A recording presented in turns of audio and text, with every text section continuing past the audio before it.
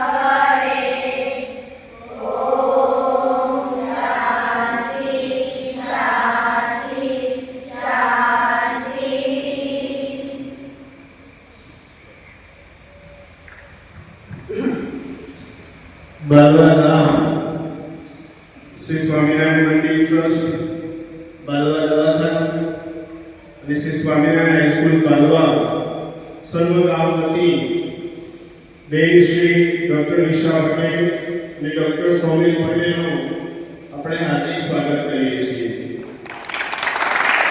Cervical cancer મુક્તિ અભિયાન એટલે કે જેની જાણકારી હોય એ જ ઉપાય હોય એવો એક નાનકડો નમ્ર પ્રયાસ બાલવા ગામના ડેલિગેટ શ્રી દીપકભાઈ અને એમની ટીમ વતી કરવામાં આવ્યો છે, જેની અંદર વિપુલભાઈ, આશીષભાઈ, ભરતભાઈ એવા વિવિધ મિત્રોએ યોગદાન આપી ઘરે ઘરે ફરી પેમ્પલેટ વેચી અને બધાને જાગૃત કર્યા છે. ગામની એક દીકરી એ પણ સર્વાઈકલની રસી લીધેલી છે.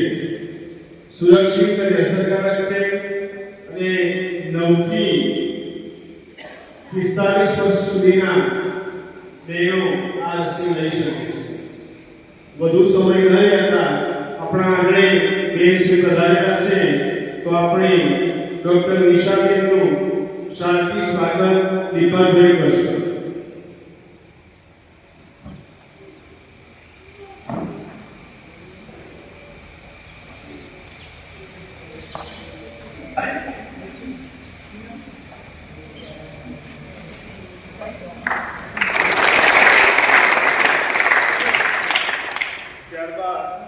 ડૉક્ટર સૌમિલભાઈ સ્વાગત પટેલ, વિપુલભાઈ, મીનાભાઈ, પાયલોશ્રી કરશે. વિપુલભાઈ બીએસ બંને કરે, એ ભરતભાઈ અને વિપુલભાઈ બંને કરશે.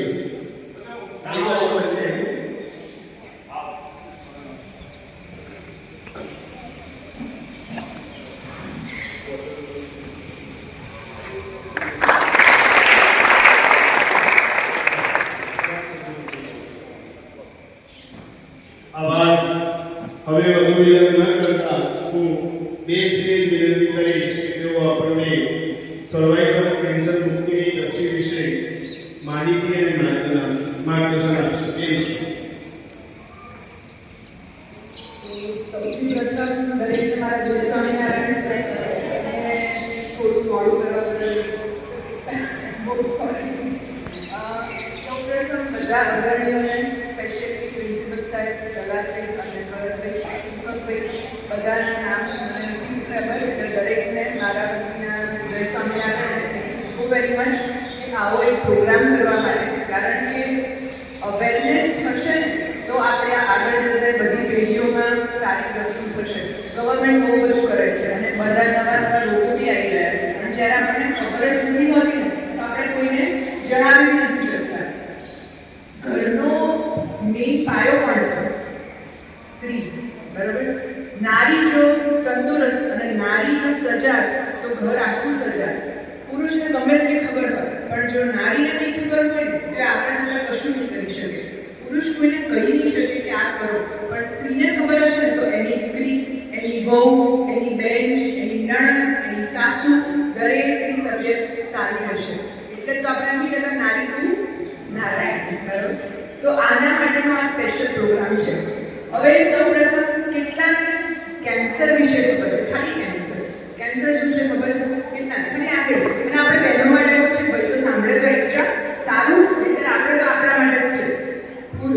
માટે પુરુષો બેઠા છે આપણે thank you so very much. આપણે જાણવાનું છે પહેલું બરોબર. કેટલાને ખબર છે કેન્સર? ના ખબર હોય તો કેન્સરથી જ ચાલુ કરો. ખાલી હાથ ઊંચો કરો શું થાય છે? લો ઊંચો હા કેન્સર સૌથી ખરાબ બીમારી બરોબર. ઉંમર બીજા નથી ખબર પણ જે બહુ મોટી ઉંમરના હશે એ લોકોને પૂછો પહેલા કેટલા કેન્સર થતા હતા ઘરમાં 10-15 ઘરે કદાચ એકને કેન્સર હોય. અત્યારે દરેક ઘરમાં 10 કેન્સર છે બરોબર. કેમ? રોગો વધી ગયા છે. રોગોની તકલીફો લોકો જાણે અને આ રોગોને અટકાવી શકે એના માટે બહુ બધું હોય છે. એમાંનું આ એક છે. હવે પહેલી વસ્તુ સર્વાઇકલ કેન્સર. સર્વિક્સ એટલે શું? ગર્ભાશય. ગર્ભાશય દરેક સ્ત્રીઓને ગર્ભાશય હોય બરાબર. એ કોથળીનું કેન્સર જેને કહેવાય સર્વાઇકલ કેન્સર. જો આપણે જોઈએ ને તો પાંચમા ફિફ્થ કોમન કેન્સર છે આખા વર્લ્ડમાં દુનિયામાં. જો થતા કેન્સરોમાં જે ફિફ્થ નંબરનું પાંચમા નંબરનું કેન્સર આ કેન્સર છે ગર્ભાશય. એટલે તમે વિચારો સ્ત્રીને હોય પુરુષ હોય તો આપણને થવાના ચાન્સ વધી ગયા ઓટોમેટિક વધી ગયા આપણે. અને બીજી વસ્તુ સ્ત્રીઓમાં થતા કેન્સરો મળીએ ખાલી સ્ત્રીઓને જે લાગુ પડતા માનું પહેલું કયું કોમન બ્રેસ્ટ કેન્સર સ્તનનું કેન્સર અને બીજું કોથળીનું કેન્સર. પણ સૌથી સારી વસ્તુ આપણા માટે શું ડેવલપ થઈ છે? આ કેન્સર પ્રિવેન્ટ કરી શકાય. મતલબ આ કેન્સર તમે ભવિષ્યમાં ના થાય એ તમે અત્યારથી એની વસ્તુ કરી શકો. જો એ કરીએ અને તમને અત્યારે કે હા આ મસાલા ખાય પુરુષો અને મોઢાના કેન્સર થાય એની વેક્સિન આવે તો એ વેક્સિન લઈ લો અને મસાલા ખાતે જાઓ તો બધા પુરુષો લઈને મસાલા ખાતે જાય. સાચી વાત? તો સ્કીન વસ્તુ છે કે જો આપણને ખબર છે કે આવી કેન્સરની સારી ઇન્જેક્શન લેવાનું છે. હવે એવું ઇન્જેક્શન આપણે કેટલા જિંદગીમાં લીધા છે. જો એવું લેવાથી આટલો મોટો રોગ કેટલા લોકો મરે છે ખબર છે?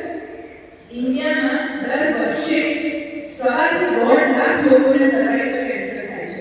વિચારો 1.5 લાખ અને એમાંથી 50% મરી જાય છે. આ કેન્સર એટલું ખરાબ છે બરાબર. 50% મરી જાય છે. આ દીકરીઓને જો આપણી વસ્તુઓ નહીં ખબર પડે એમને મજા બી નહીં આવે. પણ માને સમજવાની જરૂર છે. એ તો નથી લીધી બરાબર. મેં નથી લીધી. મેં મારી દીકરીના પાઈ છે. મારી ઉંમર નથી હવે મને એની અસર થવાની નથી પણ મેં મારી દીકરીના પાઈ છે. જેવી એની ઉંમર 11 ક્રોસ થઈ મેં તરત એને વેક્સિન અપાઈ છે. સો આ બધું જાણવાની વસ્તુ છે. મોટી દીકરીઓ જે છે કદાચ નાની દીકરીઓને ખબર પડે ના પડે. મોટી દીકરીઓ પોતાની બહેનને પોતાની મોટી બહેનને પોતાની નાની બહેન માટે બી આ સાંભળી શકે અને વેક્સિન લઈ શકે. સો મેં જે કહ્યું પ્રમાણે કે 1.5 લાખ લોકોને કેન્સર થાય છે 50% તો મરી જ જાય છે. એટલે વિચારો જો કેન્સર તો નોંધી લે 50% જીવવાના બાકી તો ભગવાન મારું કરજો જલ્દી લઈ લે એવું છે. પણ આની વેક્સિન અને કેટલા ડોઝ છે? 2 ડોઝ લેવાની. જો કેન્સર માટે કેટલું હોય તો એવું કંઈ દુનિયામાં જોયું પૂરું પાડો કોઈ કેન્સરની વેક્સિન નથી. હજુ સુધી કોઈ જ કેન્સરની વેક્સિન બની નથી. આટલો ખરાબ રોગ કેન્સર લોકોને જીવતા રહે છે. કેન્સરમાં કેટલું જીવતા હોય છે.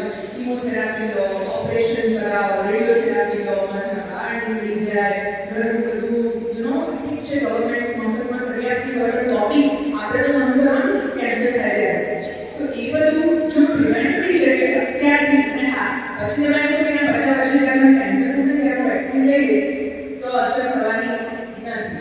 એની હંમેશા જરૂર પડવાની ક્યારે ચાલુ રહે 50 વર્ષે કે નોકરી ગોળવાની જે ચાલી રહ્યો છે ત્યારે કે ભાઈ 4થા ધોરણની સાઈડ કેમ અત્યારથી નાના બાળકો પહેલા ધોરણથી પણ આવે છે. કારણ કે અત્યારનું ભણેલું આગળ કામમાં આવશે. સેમ વસ્તુ છે અત્યારે લીધેલી વેક્સિન પછી કામમાં આવશે.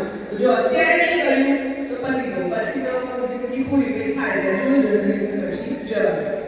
હવે સર્વાઇકલ કેન્સર છે શું? શેનાથી થાય? કેમ એની વેક્સિન છે? સાદું માનું કોઈને આઈડિયા હોય કે કેન્સર શેનાથી થાય છે વેક્સિન શેની છે તો કહો તો સૌથી સરસ મને ગમશે એટલે પછી હું સમજાવું. કોઈને આની દીકરીઓને ખબર છે? આ કાગળ લઈને ફરતી કે 4 જણ બહાર કેટલા વાંચ્યા?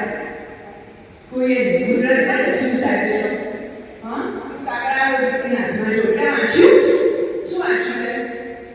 શેનાથી થાય કેન્સર? અરે બોલી કાઢ યાર કશું નહીં થાય. તો કાગળ લઈને ફરીએ છીએ પણ વાંચતા નથી. એ તમારા માટે છે. સાહેબને શું ફરક પડવાનો? મને શું ફરક પડવાનો? આમને શું ફરક પડવાનો? કશું જ ફરક નથી પડવાનો. વાંચો તમારા માટે છે. વાંચો એટલે હજુ આપણે વાંચતા નથી. લઈને બેઠા છીએ તોય બેન બોલે છે તોય નહીં તો લેવાનું તો દૂર ને. સર્વાઇકલ કેન્સર એક વાયરસથી થાય છે. વાયરસ ખબર છે? વાયરસ બેક્ટેરિયા ઇન્ફેક્શન કરે જે ટાઈપનો વાયરસ હોય. હવે વાયરસ જ્યારે કોઈ સ્ત્રી જાતીય સમાગમ ચાલુ કરે લગ્ન પછી એને એક્સપોઝર થાય અને એ વાયરસ જે છે એનાથી આ કેન્સર થતું હોય છે. એ વાયરસ અમુક બધા પ્રકારો હોય, એના ટાઈપ્સ હોય 6, 11, 16, 18 એના નામ છે, એના નેમ્સ આપે છે. એમાંથી 16 અને 18 એ સૌથી ખરાબ વાયરસ છે. જો તમને લાગ્યો તો તમને થવાના ચાન્સીસ છે. અહીંયા મેન્ટલી મેરિડ વિમનની વાત કરું જેટલી લગ્ન કરેલા છે નાની છોકરીઓને તો અત્યારે ના થાય ઇન્ફેક્શન, પણ લગ્ન થયા પછી 22-25 વર્ષે આઈ થિંક હવે તો લગ્ન બધા 25 વર્ષે કરે, પહેલાં તો 15 વર્ષે થઈ જતા હતા, પણ 25 વર્ષ પછી જો લગ્ન થતી જેટલી સ્ત્રીઓ છે ને એમાંથી 70% વાયરસ છે અને છે. તમે ટેસ્ટ કરાવશો તો હશે જ, પણ દરેક વાયરસ અલગ અલગ હોય. એમાંનો જે સૌથી ખરાબ વાયરસ બધાને નહીં હોય, એ કદાચ 10% લોકોને ખરાબ વાયરસ હશે અને 10%માંથી 50%ને કેન્સર થશે. એ નક્કી જ છે, બરાબર? એ નક્કી જ છે અને થવાનું જ છે. કેન્સર સિવાય પણ આ વાયરસથી બહુ બધી તકલીફો થાય છે, જેમાં નીચેના ભાગે નાના નાના મસા થાય, ઇન્ફેક્શન થાય, ચાંદીઓ પડે, આવું બધું બી થતું હોય. આ બધામાં બી આ વેક્સિનની પ્રિવેન્શન હોય. સો વેક્સિન લઈએ તો ખાલી કેન્સર મળશે એવું નથી, આ બધી તકલીફો પણ મટી જશે. નવી વસ્તુ શું હોય છે ખબર છે? અત્યારે આ નાની છોકરીઓ બેઠી છે ને, આવતી વખતે સાહેબ 2 વર્ષ પછી છોકરાઓ બી બેઠા હશે, કારણ કે વેક્સિન છોકરાઓને પણ આપવાની આવી છે. નવા રેકમેન્ડેશન છે, એ નવું હજુ રિસર્ચ થઈ રહ્યું છે. કદાચ તમારા દીકરાઓ આપણા રુદ્રને બી આપવાની થશે જ્યારે મુહૂર્ત હશે. એટલે વસ્તુ એવી છે કે આ ધીમે ધીમે જેમ જેમ ઇન્ફેક્ટ થશે એમ આગળ જશે, કારણ કે એ વાયરસ પુરુષોને બી કેન્સર કરે છે, બરાબર? પણ હજુ એ રિસર્ચમાં છે, એટલે હજુ આપણે કહી ના શકીએ પુરુષો માટે. અત્યારે તો આપણે આપણું કરીએ પછી જોઈશું. એટલે વસ્તુ આવી છે. કેટલા ડોઝ લેવાના? 5 તો નહીં, છોકરીઓ એટલો કંઈ વાંધો નહીં. એક્ઝામ લેવાની હતી સાહેબ મારે, બધાએ 5 એક આવી હતી. સર 3 ડોઝ હોય જો છોકરી 15 વર્ષ 14 વર્ષ કરતાં મોટી હોય તો, બરાબર? અને જો 14 વર્ષથી નાની હોય તો 2 જ ડોઝ હોય. ઇન્જેક્શન કેટલું? સાવધાન. કોરોનાની વેક્સિન લીધી હતી કોઈ? આંગળી ઊંચો કરશે? આપણી નાની નાની ડબલી. ઓહો, સરસ. કઈ વાંધો નહીં. જેટલા લીધી છે કોને તકલીફ થઈ? કોઈને ના થયું? કોરોના થયો તો તમને? તો પછી કેટલું સારું ના થયું? કોરોના લોકો મરી ગયા, ખબર છે? આપણે ના મર્યા, વેક્સિન આપણે બચાવી લીધી. તો આ વેક્સિન લેવી જોઈએ કે ના લેવી જોઈએ? લેવી જોઈએ. કેટલા જણ લેશે? આજે જ આપવાની છે બધાને? હા, બધા. સરસ.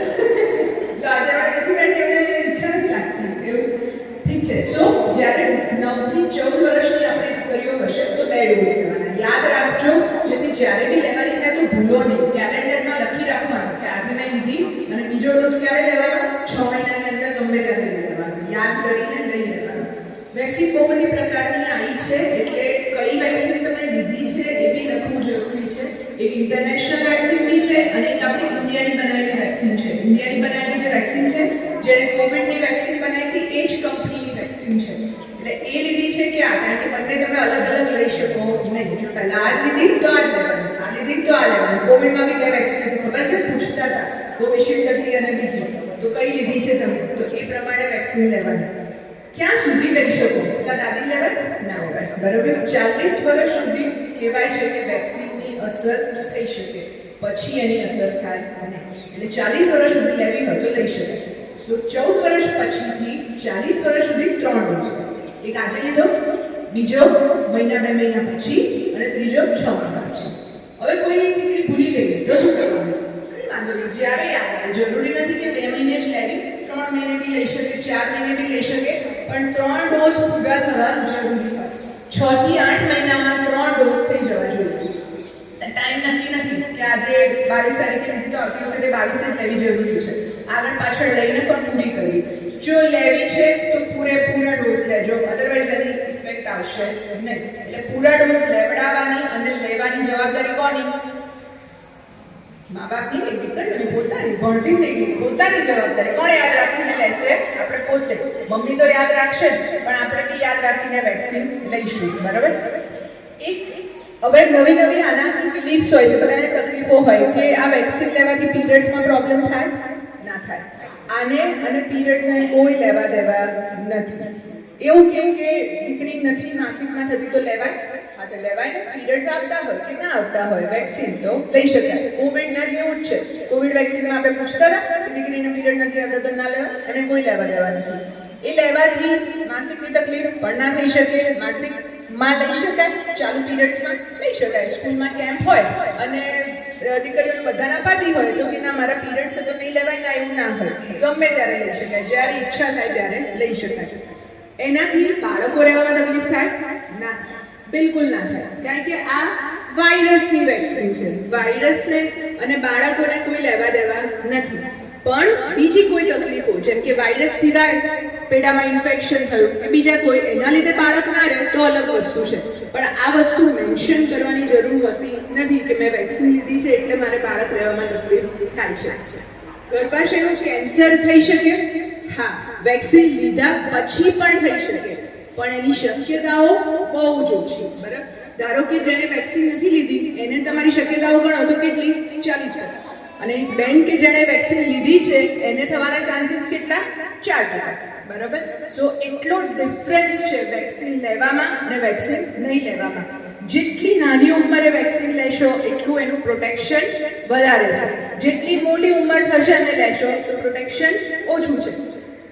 જો કોઈ સ્ત્રી 30-40 પછી અથવા એ ઉંમરે વેક્સિન મુકાવે તો એને પેપ સ્મિયર કરતા રહેવું પડે. એવું નહીં કે મેં વેક્સિન લઈ લીધી હવે મને કેન્સર થવાનું નથી. એને તો પેપ સ્મિયર કરાવવાનું જ, કારણ કે એને તો કદાચ ઇન્ફેક્શન લાગી ગયું હશે અને આપણને ખબર નથી. મે બી ફરીથી બી શક્યતા હોય, પણ વેક્સિન લીધી હશે તો સિવિયરિટી બી ઓછી હશે, તકલીફો બી ઓછી હશે. તો એ સ્ત્રીઓ માટે. બાકી દીકરીઓ માટે અત્યારે એની કોઈ જરૂર નથી. વેક્સિન લઈ લે અને ભૂલી જાય ને મેન્શન કરી રાખવાનું કે ભાઈ હા મેં આ ટાઈમે આટલા ડોઝ લીધેલા છે. બરાબર. બીજી માન્યતાઓ, બીજા કોઈને કંઈ ક્વેશ્ચન હોય તો પૂછો તો હું સમજાવું. દીકરીઓને કહું તાવ હોય ને લેવાય વેક્સિન? લેવાય. પણ જો બહુ જ તાવ હોય, મેલેરિયા, ડેન્ગ્યુ, એટલો 101, 102 જેટલો તાવ રહેતો હોય તો વેક્સિન નહીં આપવાની. કારણ કે આ બધા બી વાયરસ છે. સાદી ભાષામાં મરેલા વાયરસ, પણ તો બી મરેલા વાયરસ બી અંદર બોડીમાં ડેવલપ થઈ શકે. સો જ્યારે તમારું શરીર ઇમ્યુનોલોજીકલી સારું ના હોય તો વેક્સિન નહીં લેવાની, પછી અઠવાડિયા પછી વેક્સિન લઈ લેવાની. બરાબર. ઓકે. એનાથી ઝાડા થાય, તાવ આવે એવું થાય, કશું જ ના થાય. એ વેક્સિન લીધાથી કોઈ તકલીફ પડતી નથી. બરાબર. અને ત્રીજી વસ્તુ, જો આપણને આ વેક્સિન મળતી હોય અને આપણા બધા મહાનુભાવો તમારા માટે આટલી પ્રયત્ન કરતા હોય તો વેક્સિન લેવી જ જોઈએ. અને જો ના કોઈ બહેનપણી લેતી હોય તો હાથ પકડીને લઈને આવવાનું, અને ના આવે તો શું કરી દેવાનું? બરાબર. કે પૂજા આવે તો અમારા ગ્રુપમાં નહીં. બેટા તે વેક્સિન લીધી? શું થયું તને કે વેક્સિન લીધા પછી? કશું દુખ્યું? કેવી તકલીફ થઈ? આ ચશ્મા એ પછી આવ્યા? તો પછી વેક્સિન લેવાથી ચશ્મા બી ના આવે. હા, એટલે એવું ચિંતા ના કરતા. જો અમારી દીકરીએ વેક્સિન લીધી છે તો શું થાય છે? તારે બધાની કિટ્ટા કરી દેવાની જ્યાં સુધી વેક્સિન ના લે. ઓકે? હા ને? બરોબર. ઠીક છે. સો આ વસ્તુ થઈ કેન્સર માટે. અને છતાં પણ જો કોઈને મનમાં કંઈ ઉદ્ભવતો હોય પ્રશ્ન તો પૂછો. નાની દીકરીઓ વાંચતા હોય તો આગળ ઘેર જઈને હા મહિના પછી એક્ઝામ છે, સાહેબ પ્રશ્ન રાખવાના છે ગુજરાતી પેપરમાં આવે. બરોબર. કોઈ આપણા કોઈને બી ક્વેશ્ચન હોય આના વિશે કે કંઈ બી તો પૂછી શકે. કોઈનાથી શરમાવાની જરૂર નથી આપણે. હા બોલો ને.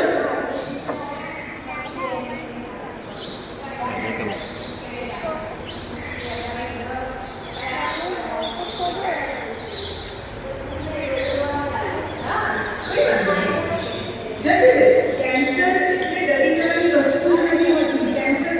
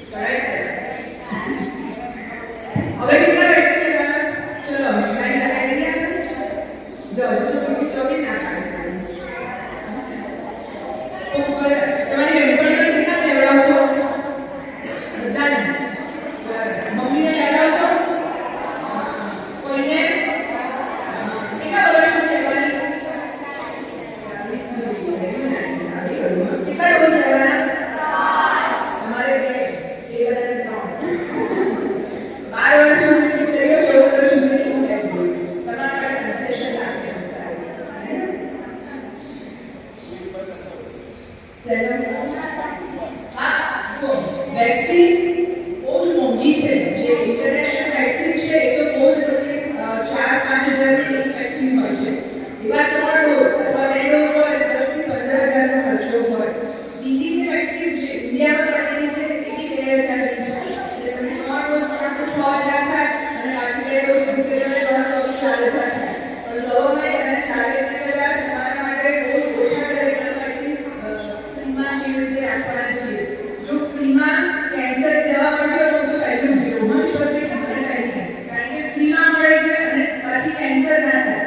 તો આટલી વસ્તુઓ આપણે હંમેશા ધ્યાન રાખવાનું કે જો આપણા હેલ્થ માટે સારું છે અને ફ્રીમાં આપે છે સાહેબ તો કેમ આપણે ફાયદો ઉઠાવીએ. સાચી વસ્તુ કે નહીં? આટલું એ લોકો તમારા માટે કરે છે તો આપણે આપણા માટે કરીએ. નહીંતર પછી કેટલો ખર્ચો કરવો પડશે. કેન્સરની ટ્રીટમેન્ટનો ખર્ચો મળે છે કેન્સર કેટલો 20-25 લાખ. આ તો તમે ઓછો કીધો. તમે જો હારે મોટી હોસ્પિટલમાં ના સાઈડ તો તમારે ઘર મૂકવું પડે બધું પણ તો એક દીવો કાઢવો પડે એવું છે. એના કરતાં જો સાહેબ મફતમાં આપે છે તમને વેક્સિન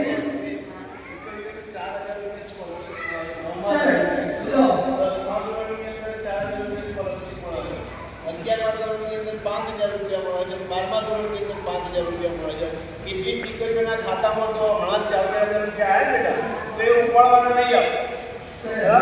એ રીતે વ્યવસ્થા થઈ જશે 100%. અને ઉપાડી તમે શું કરી લેવાના છે? 4 હજારથી શું આવે? ઇન્ટરેસ્ટ આવે કે લઈ આવો પણ એનાથી શું ફરક પડી જાય? કશું નહીં. એક સાલ નહીં લાવવાના આપણે બરાબર. પણ આ પોતાની હેલ્થ માટે આ બધું કરવું પડે બરાબર. ના પ્રેગ્નન્સીમાં નહીં. ડિલિવરી થઈ ગયા પછી જ્યારે ધાવણ આપતી હોય ત્યારે લઈ શકે પણ પ્રેગ્નન્સીમાં નહીં. બીજા કોઈ ક્વેશ્ચન પોતાની દીકરીઓ માટે બેનને સ્પષ્ટતા કરી બેટા કે જે દીકરીઓ છે એ દીકરીઓને 2 ડોઝ લેવાના અને 2 ડોઝ એવરેજ એકાદ ડોઝ 1800 રૂપિયાનો આવે. 1800 તો નથી ને 2000 રૂપિયા અને બીજો ડોઝ લેવાનો એના બી 2000. તો આપણા માટે સરળ બાબત એ છે કે આપણો આવક દાખલો કે સ્કોલરશીપ બની હોય અને આપણા ખાતામાં 4000 રૂપિયા આવી જાય. એવી દીકરીના ખાતામાં 4000 રૂપિયા આવ્યા છે એમાંથી બાકીના ખાતામાં આવી જશે શિશુની સ્કોલરશીપ આવી જાય મોટાભાગના. તો એ રાખી મૂકવાનું. પપ્પાને મમ્મીને વિનંતી કરવાની તો એ જે સ્કોલરશીપ છે એમાંથી તમે રસી અપાવો. આટલું વર્ષ તમે લેશો ને આપણે સર નહીં ઉપાડીએ તો આનંદની રસી લઈ શકીશું. આપણે તો વ્યવસ્થા અહીંયા જ કરીશું કોઈ બનાવીશું અને અહીં રસી અપાવીશું. સ્કૂલ તરફથી આટલું સરસ જો આયોજન થતું હોય તો આપણે 100% એનો ફાયદો ઉઠાવવો જ જોઈએ. કોઈ વેડિંગ સિગ્નલ છે કારણ કે અંદર બાળક એક લાઈવ વસ્તુ છે. એ વાયરસની કોઈ રોગ સહન કરી શકતો નથી હોય. આપણું શરીર ભળી ગયેલું હોય મોટું છે એટલે આપણને વાયરસ અસર ના કરે અને એક હજુ ગ્રોઈંગ છે. એટલે પ્રેગ્નન્સીમાં કોઈ જ રસી આવી નહીં કે જે ઇવન કોવિડ બીજું કહો સાહેબ.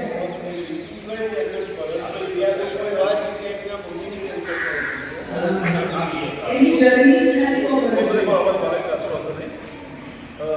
2002 મારી મમ્મીની ગર્ભાશયનું કેન્સર થયું. એ દરમિયાન અવેલેબલ રસી નથી. એ દરમિયાન 3,24,000 ખર્ચો પડ્યો બરાબર. અને આજે આ બધું આમ જોયું આગળ સોશિયલ મીડિયામાં એટલે મને થોડો રસ હતા કે આપણા ગોમે ગાવો કેમ કરીએ 25 દીકરીઓ રસી લઈ ગઈ તો ભવિષ્યમાં કોઈ નહીં થાય. એટલે આપણે જનજાગૃતિ અભિયાન દ્વારા કેમ કર્યું આજુબાજુ આ દાતાઓ આપણા પાસે કોઈ નહીં પ્રયત્નો કરવાના છે.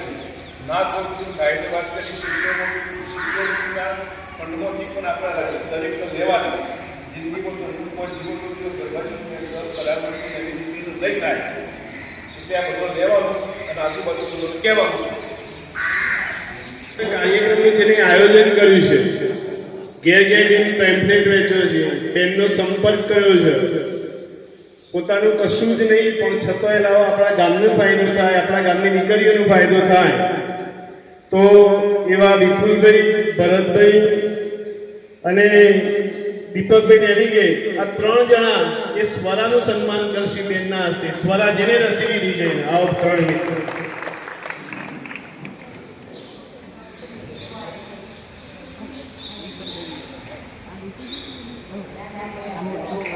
આપણે બધા તાલીઓથી વધાવી દઈશું.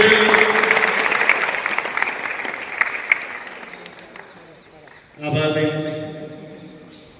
મિત્રો.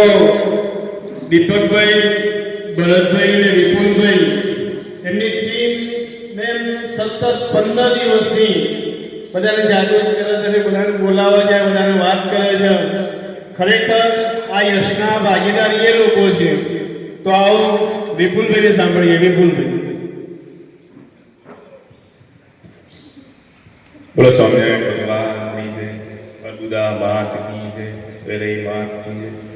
આજના આમ તો નવરાત્રિનો પવિત્ર દિવસ, રવિવારનો દિવસ એમ હોય, અને તે છતાંય આપ સૌની હાજરી આ વિદ્યા મંદિરના અંદર હોય, એક ક્યાંક ના ક્યાંક આપણા સર્વેમાં રહેલી વિદ્યા જ આપણને અહીંયા લઈને આવી હોય. અહીંયા સ્ટેજ પર બેઠેલા એમની વિદ્યા અહીંયા લઈને આવી છે, આપણા સૌની વિદ્યા અહીંયા લઈને આવી હોય, ત્યારે જ આપણા સૌની હાજરી થઈ હોય. નકર ગરબા રાતે ચાલતા હોય 1-2 વાગ્યા સુધી, એટલે ક્યોંક ના ક્યોંક રવિવારનો દિવસ હોય એટલે બધાને ઘેર કોમ હોય, બધું ઘેર બેસીએ રહેવાનું હોય ફ્રી ટાઈમ.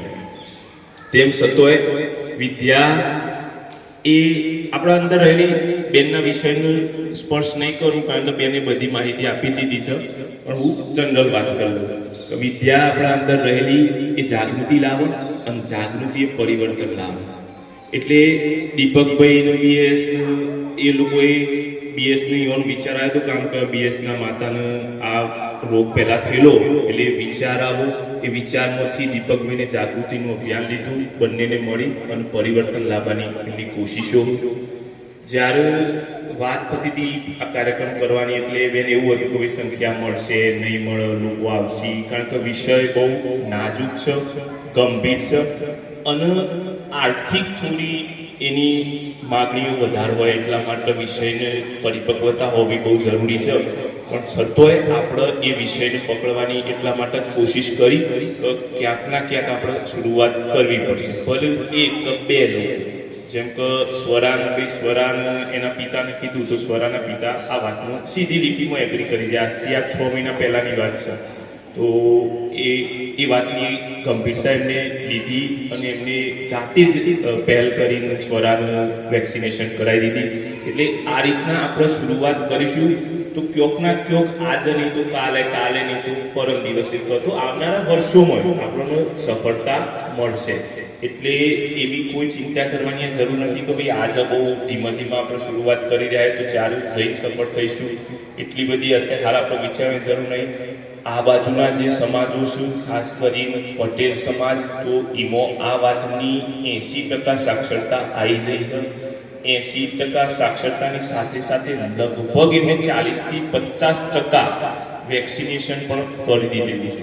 એટલે આપણે જે પાછળના આજુબાજુમાં બેઠેલા મહાનુભાવોને ખાસ એવી નથી કે આપણે સમજી શકીએ કે આપણે કેટલા પાછળ છીએ આ વિષયના અંદર. એટલે કોઈ એવી ચિંતા નહીં, દેર આવે દુરુસ્ત આવે, પણ આપણે જ્યારથી પણ શરૂઆત કરીશું ત્યારથી આપણે આગળ વિકાસની રોડ ચલવે રાખીશું. એટલે જેટલી દીકરીઓ આવી આપણે કોકના કોક યથાશક્તિ પ્રમાણે દાતા ઊભા કરીશું. આગળ જતાં નહીં થાય તો એના બીજા વિકલ્પો પણ આપણે લઈશું. પણ આપણા આ અભિયાનની શરૂઆત, આ અભિયાનને આપણે કોઈ પણ હિસાબે પકડી રાખવાના, જેથી કરી આવનારા ભવિષ્યમાં બીમારીઓ ના થાય. વિશેષ કંઈ ન કહેતા આપ સૌ આવ્યા એમનો ખૂબ ખૂબ આભાર. દીપક, અત્યારે આપણા પ્રમુખ શ્રી જીવણ બાપા પણ અહીંયા ઉપસ્થિત છે. એમને આજની જ તારીખમાં એમની પોતાની જાહેરાત કરી દીધી છે કે કોઈ પણ 3 છોકરીઓને એરાએ પૂરેપૂરા બંને ડોઝ અપાઈ દેશે. એટલે આ રીતના આપણે ધીમે આ પહેલને મુહિમને આગળ વધારીશું. આપણને અવારનવાર દાતા મળતા જ રહેશે. આપણું ગામ એટલું સક્ષમ છે, આપણો બેઠેલા બધાનો વિશ્વાસ જ છે કે આપણો આમાં જેટલા છીએ બધા દાતા મળી જ જશે. અને એક દીકરીનું સાહેબને અત્યારે કહી દીધું છે. બીએસની વાત એ મહત્વની છે કે આપણે અવારનવાર બીજા ગમે તો એ દોન આપતા જ હોઈએ, એટલા સક્ષમ છીએ જ. એટલે આપણે જ્યારે 1-2 એનાથી અગત્યનો મુદ્દો એ કે જ્યારે દાનની વાત આવે ને, એટલે હંમેશા દાન કે સેવાની વાત આવે ને, એટલે 2 એવી જગ્યાઓ જોકણ આપણા પગ પાછા ના પડવા જોઈએ. આર્થિક રીતના હોય કે શારીરિક રીતના હોય. સેવા શારીરિક રીતના કરવાની હોય ને આર્થિક રીતના કરવાની હોય, 2 જ વસ્તુઓ છે. અને વિશ્વના કોઈ પણ રાષ્ટ્રમાં આ બે જ વસ્તુઓ બહુ અગત્યની હોય અને ગમે તે વિશ્વનું કોઈ પણ રાષ્ટ્ર હોય, વિદ્યા અને સ્વાસ્થ્ય, આ બેમાં આપણે કોઈ દિવસ પાછા ના પડવા જોઈએ. આ વિશ્વનો કોઈ પણ દેશ આ બે વસ્તુમાં એની ક્ષમતા હાસિલ કરી દે ને એટલે વિકસિત દેશોની શ્રેણીમાં અવશ્ય હોય જ.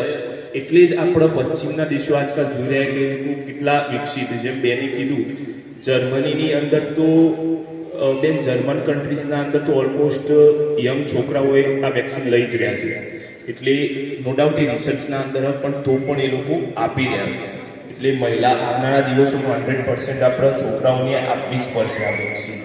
એટલે આ ખૂબ જ અગત્યનો મુદ્દો હતો. વિશેષ વાર ના કરતા આપણો દાતાઓ જેમ જેમ મળશે આપણા વાતને આગળ, પણ તમે બધા ચિંતા ના કરતો, તમારે બધાને દાતા લાવવાના, એમને માનવાનું, એમને કગળવાનું, એમને હાથ જોડવાની જવાબદારી કોઈ બેઠેલા તો પાછળ બેઠેલા નથી. એટલે એ બધા કરશી. અમા કાકાને બેનો ઇશારો કર્યો, પણ બેથી નહીં ચાલે અમા કાકા, એટલે તમારું પર્સનલ હો, દીપકનું નહીં ચાલી લો.